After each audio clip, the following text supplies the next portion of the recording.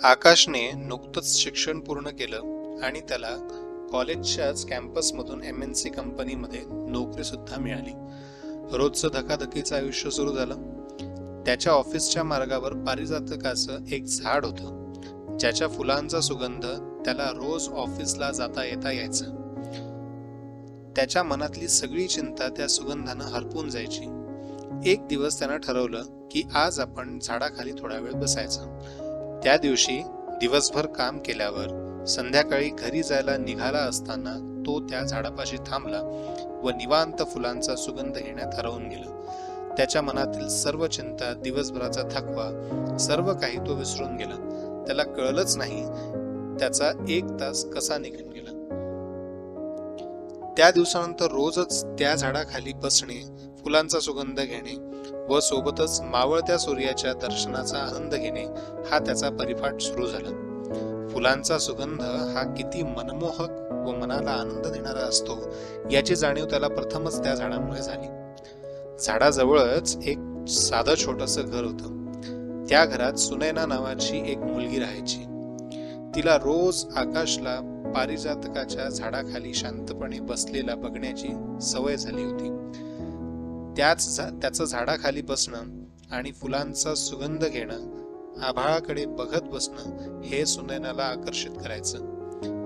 त्या शांत साध्या क्षणात सुनैनाच्या मनात आकाशबद्दल एक वेगळीच ओढ निर्माण झाली. एके दिवशी सुनैनाने झाडाखाली एक छोटी पारिजातकाची माळ बांधून ठेवली.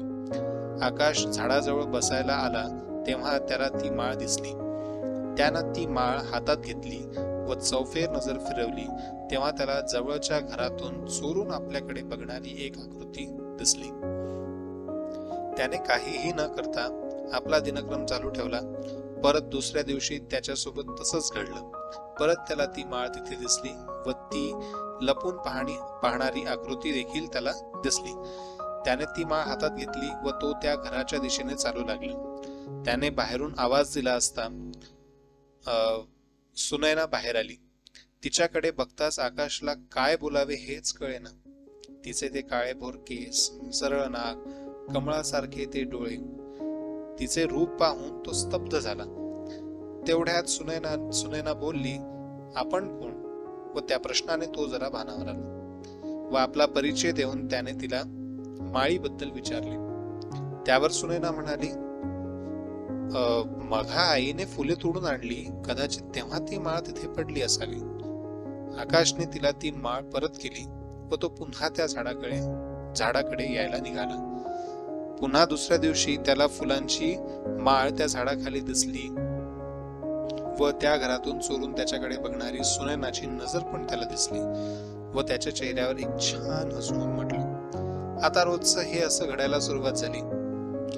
आकाश व सुनैना यांच्यात नजरानजर होऊ लागली आणि त्या नजरेतच त्यांचा एकमेकांसोबतचा संवाद देखील सुरू झाला. एक दिवस कामाच्या गडबडीमध्ये आकाश झाडाजवळ थांबायला विसरला.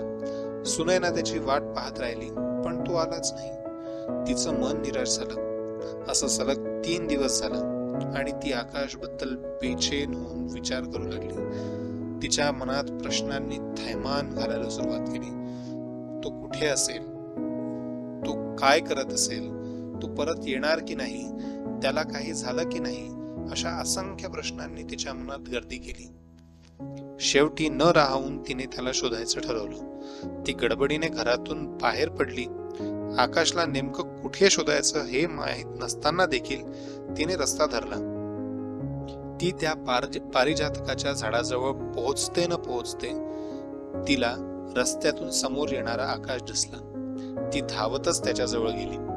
दोघेही समोर आल्यावर त्यांनी एकमेकांकडे पाहिलं. आकाशच्या चेहऱ्यावर हसू होतं तर सुनैनाच्या डोळ्यात पाणी व चेहऱ्यावर हसू होतं. त्या क्षणात दोघांनाही कळलं की त्यांच्या नजरेच्या संवादात काहीतरी खास होतं जे शब्दांनी व्यक्त करता येणार नव्हतं. पारिजातकाच्या सुगंधाने दोघांच्या मनात प्रेमाचा सुगंध निर्माण केला होता.